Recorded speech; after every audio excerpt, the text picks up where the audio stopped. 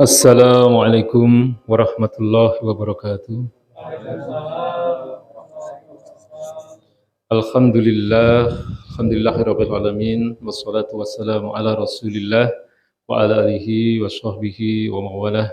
Asyhadu an la ilaha illallah wahdahu la syarikalah wa asyhadu anna Muhammadan abduhu wa rasuluh la nabiyya wa la rasula ba'da.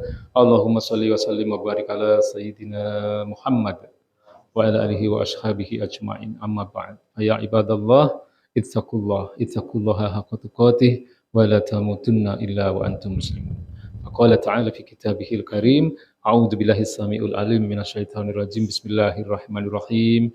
Ya ayyuhalladzina amanu taqullaha wal tanzur nafsum ma qaddamat lighad. Wattaqullaha innallaha khabirum bima ta'malun. Wa qala Rasulullah sallallahu alaihi wasallam fi hadits syarif, innallaha yarfa'u bihadzal kitabi aqwaman wa yad'u bihi akharin. Shadaqallahul azim wa shadaqa Rasulullah sallallahu alaihi wasallam. Bapak Ibu yang dimuliakan Allah Subhanahu wa taala, syukur kita kepada Allah Subhanahu wa taala atas segala nikmat yang telah dilimpahkan kepada kita. Wabil khusus adalah karena nikmat iman Islam, nikmat terbesar yang dilimpahkan Allah Subhanahu wa taala kepada hambanya. Nikmat yang akan mengantarkan hambanya ke dalam kehidupan yang menyelamatkan, kehidupan yang membahagiakan, kehidupan yang mulia, baik dalam kehidupan di dunia ini maupun di akhirat kelak. Salawat dan salam senantiasa kita curahkan bagi junjungan kita yang mulia, baginda Nabi besar Muhammad sallallahu alaihi wasallam serta seluruh keluarganya, para sahabatnya dan para pengikutnya. Semoga kita semua yang pada malam hari ini hadir di tempat yang mulia ini, semoga Allah golongkan kita menjadi bagian dari umat beliau yang senantiasa istiqomah di dalam menegakkan sunnah-sunnahnya. Karena hanya dengan menegakkan sunnah-sunnah beliau itulah, insya Allah kita akan mendapatkan syafaatnya di yaumil akhir nanti. Amin ya rabbal alamin. Bapak Ibu yang dirahmati Allah Subhanahu wa taala, dalam satu hadis yang sahih, hadis yang diriwayatkan oleh Bukhari Muslim. Hadis kalau sudah diriwayatkan oleh Bukhari Muslim kemudian disahihkan oleh mereka berdua, ini tingkat kebenarannya sudah bisa dikatakan mendekati Al-Quran.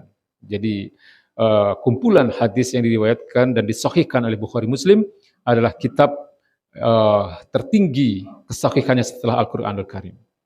Dalam satu hadis disebutkan bahwa suatu ketika baginda Nabi besar Muhammad SAW berbicara kepada sahabat Nabi yang mulia Abu Dzar Al-Ghifari. Ya, baginda Nabi mengatakan, man qala la ilaha illallah summa mata ala dzalika yadkhulul jannah. Barang siapa mengucapkan kalimat la ilaha illallah, kemudian dia mati dengan membawa kalimat itu, maka dia akan masuk surga. Kemudian Abu Dzar Al-Ghifari, beliau bertanya kepada baginda Nabi Muhammad SAW, wa in zana wa in syaraka ya Rasulullah. Meskipun dia mencuri dan berzina, ya Rasulullah. Kemudian Nabi mengatakan, wa in zana wa in syaraka. Meskipun dia berzina dan dia mencuri.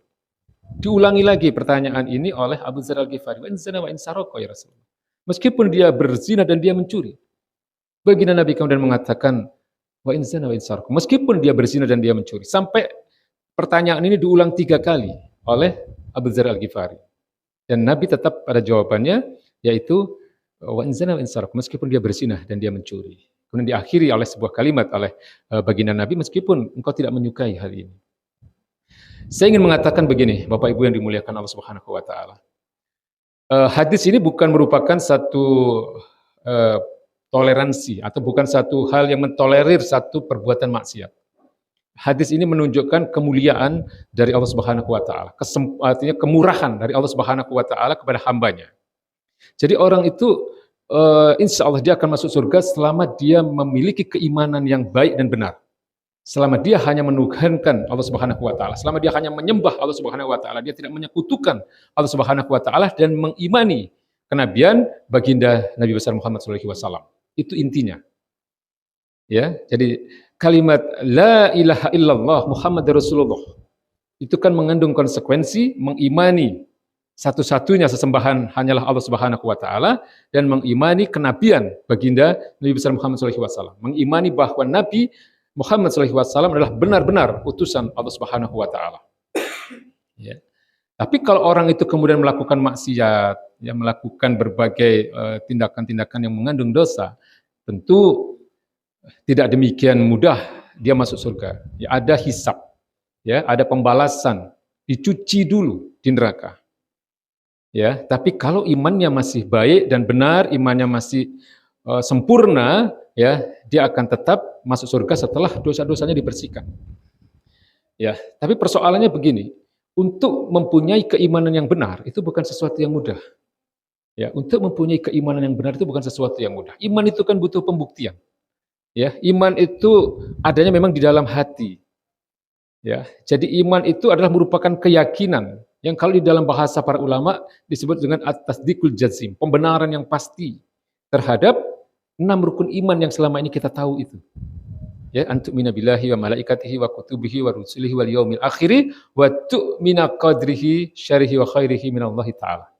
Ya, iman kepada Allah, iman kepada malaikat, iman kepada rasulnya, iman kepada kitab-kitabnya, iman kepada hari akhir, dan iman kepada al-qada wal qadar. Ya, iman kepada takdir Allah Subhanahu wa taala yang baik buruknya kita imani itu hanya dari Allah Subhanahu wa taala. Ya, ini saya katakan tidak mudah karena apa? Kita mengimani Allah saja itu membutuhkan satu pemahaman yang benar tentang Al-Qur'anul Karim, bahwa seluruh isi Al-Qur'anul Karim itu harus kita imani seluruhnya adalah benar. Ya, seluruhnya, tidak ada satupun ayat-ayat dari Al-Qur'anul Karim itu yang kita ragukan kebenarannya. Ya. Apalagi kemudian sampai kita tolak kebenarannya, sampai kita tentang kebenarannya. Ya. Nah, persoalannya adalah hari ini kita hidup di zaman yang sangat-sangat berbeda dengan masa-masa kenabian, dengan masa-masa para sahabat, dengan masa-masa para tabi'in, dengan masa-masa para tabi'ut tabi'in. Ya, pada masa-masa yang lalu, pada masa-masa generasi-generasi emas, pada masa-masa generasi salafus soleh, ya, iklim kehidupan bermasyarakat itu sangat menunjang keimanan yang baik dan benar, Pak. Apalagi masa sahabat, karena mereka melihat langsung baginda Nabi besar Muhammad SAW. Orang melakukan kemaksiatan itu hampir jarang sekali, ya. Tidak ada mungkin ya di sekitar lingkungan baginda Nabi. Ya. Tabi'in pun demikian, tabi'ut tabi'in. Maka kalau kita lihat nama-nama ulama-ulama besar yang hari ini sering kita sebut setiap taklim, ya, keempat imam mazhab itu Imam Hanafi, Imam Maliki, Imam Syafi'i, Imam Hambali, kemudian ulama-ulama hadis Imam Bukhari, Imam Muslim, ya, dan seterusnya, itu lahir dari masa-masa seperti itu, ya, generasi-generasi emas yang dikatakan oleh baginda Nabi sebagai generasi terbaik dalam kehidupan umat manusia. Nah, persoalannya hari ini kita hidup di zaman yang sangat berbeda, di mana kemaksiatan dengan mudah ada di depan mata kita, kemudian berbagai informasi yang menyesatkan bisa masuk ke rumah-rumah kita melalui televisi, melalui sosial media, ya, berbagai pemahaman yang menyesatkan juga mudah sekali untuk mempengaruhi pemikiran manusia hari ini. Nah, inilah di sini kita harus benar-benar mempunyai benteng, ya, menjaga agar keimanan kita ini benar-benar sesuai dengan pemahaman para sahabat, para tabi'in dan para tabi'ut tabi'in. Ya, karena memahami agama ini harus sesuai dengan pemahaman mereka. Ya, memahami agama ini harus sebagaimana apa yang telah ditetapkan oleh Allah Subhanahu wa taala dan Rasul-Nya. Dan Nabi mengatakan bahwa 3 generasi inilah yang merupakan generasi terbaik. Ya. Jadi ini perlu saya sampaikan Bapak Ibu yang dimuliakan Allah Subhanahu wa taala. Ya, karena kita ini hidup di zaman yang oleh baginda Nabi dikatakan suatu zaman di mana manusia untuk memegang agamanya dengan baik dan benar itu bagaikan menggenggam bara api. Ya, tidak mudah, berat, butuh suatu perjuangan, ya, keuletan, pengorbanan dan seterusnya. Ya. Nah, mungkin cara yang paling, artinya hal yang paling singkat yang bisa saya katakan tentang keimanan ini, jangan pernah menolak kebenaran isi Al-Quran, apapun isinya.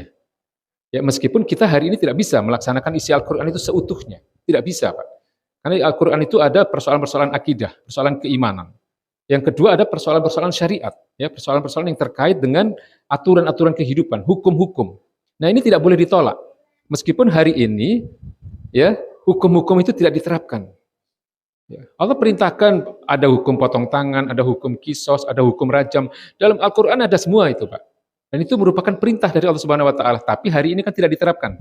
Berbeda dengan zaman kenabian, berbeda dengan zaman sahabat, berbeda dengan zaman tabi'in, berbeda dengan zaman tabi'ut tabi'in. Hukum-hukum ini diterapkan. Dan manusia mengakui bahwa itu memang benar hukum yang datang dari Allah Subhanahu wa taala dan kemudian harus dilaksanakan. Ya.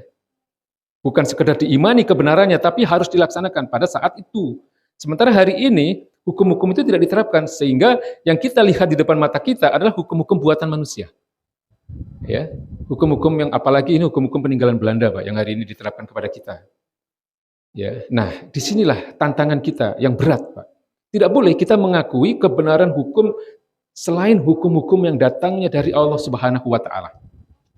Ya, kalau persoalan keimanan mungkin kita sudah tidak ada masalah dengan rukun iman yang 6 itu. Ya, insya Allah kita mempunyai keimanan yang benar ya dengan mengimani kebenaran seluruh poin-poin dari 6 rukun iman itu. Tetapi persoalannya dalam persoalan-persoalan syariat ini.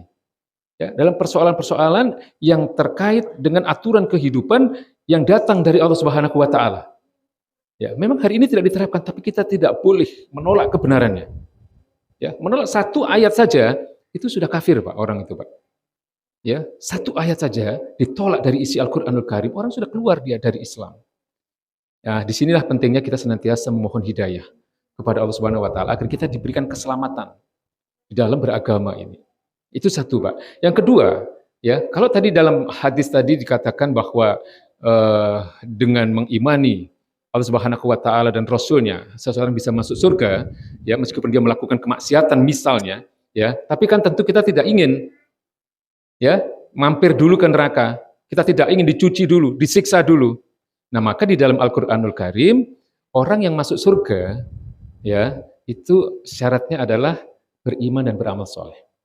Dan dikatakan innalladzina amanu wa amilus solihati ulaika hum khairul bariyah. Jazaohum inda rabbihim jannatu adnin tajri min tahtihal anharu khalidina fiha abada. Ya, jadi sesungguhnya orang-orang yang beriman dan beramal soleh, mereka adalah makhluk terbaik yang akan diberikan balasan surganya Allah Subhanahu wa taala, surga Aden. Ya, yang mengalir di bawahnya sungai-sungai. Apa itu amal soleh? Amal soleh itu adalah setiap perbuatan kita yang senantiasa dilandasi atas ketundukan kita kepada syariat-syariat Allah Subhanahu wa taala. Ya, amal soleh bukan sekedar bermakna perbuatan baik, tapi amal soleh itu adalah perbuatan yang dilandasi atas ketundukan kita kepada syariat-syariat yang datangnya dari Allah Subhanahu wa taala dan Rasul-Nya. Ya, ada rasa takut. Ya, kalau sahabat Ali bin Abi Thalib mengatakan al-khauf bil jalil, takut kepada yang maha agung, kepada Allah Subhanahu wa taala. Ya, karena dia tahu bahwa dalam setiap perbuatannya dia diawasi oleh Allah Subhanahu wa taala melalui para malaikatnya. Sehingga di dalam melaksanakan setiap aktivitas perbuatannya ya ada filternya, yaitu halal atau haram. Halal dikerjakan, haram ditinggalkan. Ya, ini Allah ridho atau tidak. Nah, filter itulah yang membuat seseorang akan masuk ke dalam perbuatan yang disebut dengan amal-amal soleh tadi. Ya, ketundukan yang total kepada syariat-syariat yang datangnya dari Allah Subhanahu wa taala dan Rasul-Nya. Ya, saya kira ini yang bisa saya sampaikan. Semoga bisa menjadi renungan bagi kita, wabil khusus juga menjadi koreksi bagi diri kami pribadi yang dhaif. Billahi taufiq wal hidayah. Assalamualaikum warahmatullahi wabarakatuh. Waalaikumsalam warahmatullahi wabarakatuh.